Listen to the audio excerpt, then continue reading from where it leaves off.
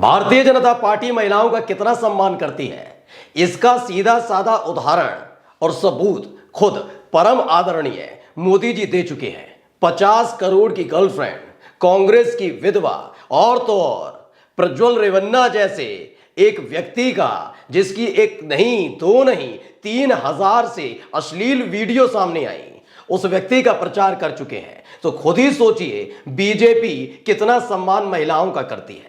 लेकिन बात आज इसकी नहीं होगी। दरअसल चर्चा इसलिए उठ खड़ी हुई है क्योंकि हाल ही में अंधभक्तों से लेकर बीजेपी के नेता और गोदी एंकर से लेकर गोदी पत्रकार तक छाती पीटो कार्यक्रम कर रहे थे, क्योंकि राहुल गांधी ने एक ऐसी भाषा शैली का इस्तेमाल मोदी जी के लिए कर दिया था जो कतई इन अंधभक्तों को, बीजेपी के नेताओं को, गोदी एंकर, गोदी मीडिया, गोदी पत्रकारों को पसंद नहीं आती। बड़ा नैतिकता सिखाई जा रही थी, भाषाई ज्ञान दिया जा रहा था, राहुल गांधी को बताया जा रहा था राजनीति बाद में करना, तू तड़ाक वाली शब्दावली का इस्तेमाल करते हो, तुम कितने बदतमीज हो, बॉयकॉट कर दो ऐसे आदमी का। लेकिन आपको मालूम है मोदी जी ने, जी हां, अंधभक्तों के लाडले मोदी जी ने कुछ ऐसी ही भाषा शैली का इस्तेमाल सोनिया गांधी के लिए किया है। लेकिन हर तरफ सन्नाटा पसरा पड़ा है। आज वही दिखाने जा रहा हूं।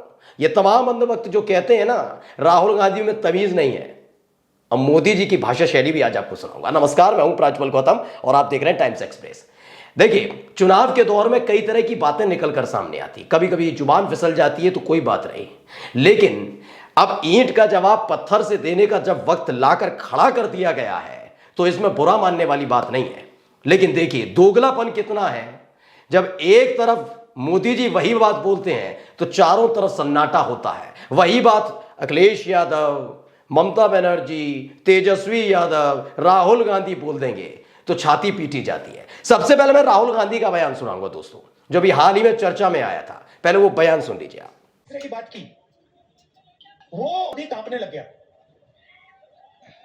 जैसे ही उसकी आदत है, जैसे उसको डर लगता है ना, वो झूठ बोलना शुरू कर देता है। राहुल गांधी प्रधानमंत्री मोदी से 20 साल छोटे हैं, कम से कम 20 साल छोटे। तो हमारे जो संस्कार हैं, हमारी जो संस्कृति है भारत की, वो ये कहती है कि उम्र में हमसे कोई बड़ा होता है तो हम हमेशा इज्जत से पेश आते हैं। तो वो इज्जत, वो सम्मान राहुल गांधी की भाषा में दिखाई नहीं दिया। दूसरी बात, प्रधानमंत्री मोदी उनसे 20 साल बड़े तो हैं ही, यानी संस्कारों के हिसाब से उनका सम्मान उम्र के लिहाज से भी करना चाहिए, लेकिन वो एक संवैधानिक पद पर बैठे हैं और वो भारत के प्रधानमंत्री हैं। तो क्या भारत के प्रधानमंत्री के लिए इस तरह की भाषा का प्रयोग होना चाहिए? ये जानबूझकर मैंने आज तक का आपको मैंने लोगों के साथ ही दिखाया है, क्योंकि ये कार्यक्रम था black and white. Rahul Gandhi को आपने सुना, राहुल गांधी किस तरह की शब्दावली का इस्तेमाल कर रहे हैं। अब उनको इस पर ज्ञान दिया गया कि बात करने की तमीज नहीं है। आपने इनको सुन भी लिया, इनको तो पहचान ही गए होंगे, भैया सुधीर बाबू है ये। सुधीर बाबू ने इसी को अपने प्रोग्राम में दिखाया जो काला सफेद करते हैं रात को 9 बजे हर बार, तो उसी में दिखाया और बताया कि तू तड़ाक वाली जो बात है मोदी के लिए, राहुल गांधी की तू तड़ाक वाली भाषा सही, ये सवाल अपने कार्यक्रम में सुधीर चौधरी साहब पूछते हैं और इसे खुद ट्वीट भी किया, जिससे कम से कम वहां ना नंबर बन जाए।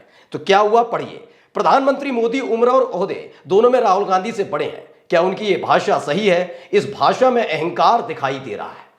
चलिए, राहुल गांधी में अहंकार दिखाई दे रहा है और इन्होंने बहुत अच्छा विश्लेषण किया है। मुझे इंतजार रहेगा रात 9 बजे का, जब फिर से एक काला सफेद करने आएंगे और मोदी जी ने जिस शब्दावली का इस्तेमाल किया है उसे दिखाएंगे। मुझे पूरी उम्मीद है ये निष्पक्ष और ईमानदार पत्रकार है ना, तो शायद दिखा दें।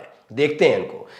अब इसी को लेकर मैं एक बयान सुनाने जा रहा हूं। पहले मोदी जी का ये बयान सुनिए। मैंने कहा था इनकी सबसे बड़ी नेता चुनाव लड़ने की हिम्मत नहीं करेगी, वो डर के मारे भाग जाएगी।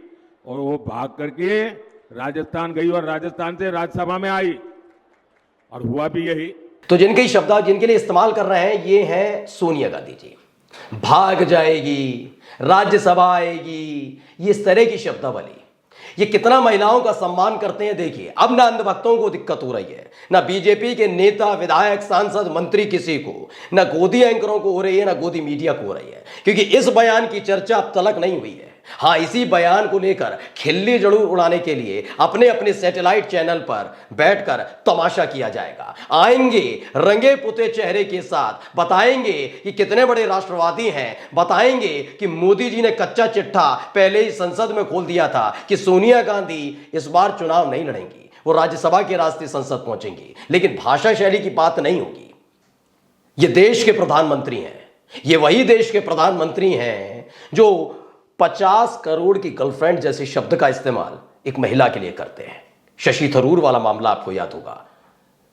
यही मसला है, यही वो प्रधानमंत्री हैं जो कांग्रेस की विधवा जैसे शब्द का इस्तेमाल करते हैं। और आज जब राहुल गांधी ने ऐसा कुछ बोला तो इतना बुरा मान गए लोग। आज इस पर कोई चर्चा नहीं है। देखिए, इसे श्याम मीरा सिंह ने ट्वीट किया और क्या लिखा। कुछ दिन पहले कुछ लोग राहुल गांधी को भाषाई ज्ञान दे रहे थे, उन्हें मोदी की भाषा सुननी चाहिए। सोनिया गांधी के लिए मोदी कितने सम्मान से बात कर रहे हैं, क्या वे लोग मोदी को भी भाषाई लेक्चर देंगे या चुप्पी मार जाएंगे। आप ये कहेंगे कि आपको कैसे पता लगा ये सोनिया गांधी के लिए कहा जा रहा है, राजस्थान से तो कोई भी आ सकता नहीं।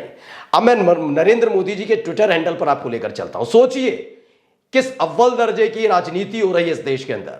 खुद अपने देश के प्रधानमंत्री अपने ट्विटर हैंडल पर वही शब्दावली को अपलोड करते हैं और बताते हैं दुनिया को कितने संस्कारी हैं।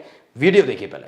मैंने तो पहले ही कहा था कि इनकी बड़ी ने मैंने पार्लियामेंट में कहा था, तब तो चुनाव को 2 महीने की 3 महीने की देर थी। मैंने कहा था इनकी सबसे बड़ी नेता चुनाव लड़ने की हिम्मत नहीं करेगी, वो डर के मारे भाग जाएगी। और वो भाग करके राजस्थान गई और राजस्थान से राज्यसभा में आई और हुआ भी यही। तो मोदी जी के ट्विटर हैंडल पर जाकर आप देख लीजिएगा, आप जाकर देखिए, पूरा का पूरा बयान आपको मिल जाएगा। ये इस पर अपना ज्ञान दे रहे हैं वो बात अलग है, आप निशाना साधिए, जिम्मेदारी है। लेकिन महिला, मतलब आप किसी के बारे में कुछ भी बोले वो गलत नहीं है, लेकिन आपके बारे में कोई कुछ गलत नहीं बोलेगा। कभी तू तड़ा करके बात नहीं करेगा, कभी कोई आपकी पोल नहीं खोलेगा। पोल खोलेगा तो उसे जेल भेज दिया जाएगा, वरना आपसे माथा टिकवाया जाएगा, कहा जाएगा घुटने टेक कर बैठ जाओ, वरना ईडी, सीबीआई और इनकम टैक्स तो है ही है। जब राहुल गांधी ने इनके पर्चे और चर्चे दोनों खोल दिए थे संसद के अंदर, जब लहराई थी एक तस्वीर जिसमें ये चार्टर्ड प्लेन में बैठे थे अपने खासम खास अडानी के साथ, उस वक्त के गुजरात के मुख्यमंत्री थे। याद करिएगा, उसके थोड़े ही दिनों बाद गुजरात की एक अदालत से फैसला आता है मोदी सरनेम को लेकर और राहुल गांधी को दोषी करार दिया जाता है। 24 घंटे के अंदर इसी देश की, इसी संसद के लोकसभा स्पीकर ओम बिरला 24 घंटे के भीतर राहुल गांधी की संसद सदस्यता खत्म कर देते हैं। 48 घंटे के भीतर राहुल गांधी का बंगला छीन लिया जाता है। लेकिन सुप्रीम कोर्ट से जब आदेश आता है तो यही बीजेपी झुककर देती है सम्मान, राहुल गांधी की संसद सदस्यता वापस होती है वापस, उनका बंगला। और ये तमाम चीजें इस मुल्क ने देखी है कि अपनी आलोचना सुनने में कितने घबराते हैं हमारे देश के प्रधानमंत्री। वो कुछ नहीं कहेंगे, चेले चपाटे लग जाते हैं। मैं बस जानना चाहता हूं, जब जब आलोचना होती है तो भाषा का जो स्तर सबसे ज्यादा गिराया गया इस देश के अंदर, तो किसने गिराया है? इन इतने सालों के भीतर सबने राजनीति देखी, सरकारें आई गई, तमाम चीजें हुई, लेकिन महिलाओं के लिए इस तरह की शब्दावली का इस्तेमाल किसी ने नहीं किया, इस तरह के शब्दों का इस्तेमाल नहीं किया, अपने प्रतिद्वंदियों के लिए नहीं किया गया। लेकिन ये लगातार ऐसा ही बोलते हैं, लेकिन किसी को पेट में मरोड़ नहीं उठती है। दरअसल ये हो क्यों रहा, मैं आपको बता देता हूं। पहला चरण, उसके बाद दूसरा चरण, ये 2 चरणों के जो रुझान निकल कर आ रहे थे। एक स्पेशल रिपोर्ट जाती है, आईबी की रिपोर्ट जाती है, दो तमाम जांच एजेंसी उनकी रिपोर्ट्स जाती हैं, और जो सत्ता में होती है उसको मिल जाती है कि हाँ भैया आपने क्या गुल खिलाया है। पता लग गया है कि 2 चरणों में भारतीय जनता पार्टी उतनी सीटें हासिल करने नहीं जा रही जिससे 400 का आंकड़ा इन 7 चरणों में पूरा भी हो जाए, वो सपना है। तो उसके फौरन बाद ये किस पर आए? मुसलमानों पर हमला। कांग्रेस कमजोर हो रही तो पाकिस्तान रो रहा है। पाकिस्तान तभी खुश होगा जब राहुल गांधी प्रधानमंत्री बनेंगे। सोचिए, हमारे देश के प्रधानमंत्री अब कुछ भी बयान दे रहे हैं, कुछ भी, जो अगर देश मोदी जी के नेतृत्व में इतना आगे बढ़ गया है तो बताइए ना कितने रोजगार दिए, बताइए ना कोविशील्ड पर क्या हुआ, बताइए ना इलेक्टोरल बॉन्ड पर जो बताया और दिखाया गया, और एसबीआई ने जो सुप्रीम कोर्ट के अंदर दाखिल किया हलफनामा, उसमें जो लिखा है वो सच है या नहीं। क्या बीफ कंपनी से, क्या शराब माफियाओं से, या सट्टा कारोबारियों से पैसा नहीं लिया था क्या? बताइए। चंडीगढ़ मेयर चुनाव पर बोलिए, लेकिन नहीं, इनको हिंदू, मुसलमान, पाकिस्तान और तू तड़ाक वाली भाषा ही आती है। और महिलाओं का कितना सम्मान करते हैं वो तो आपने सुन भी लिया और देख भी लिया। नमस्कार।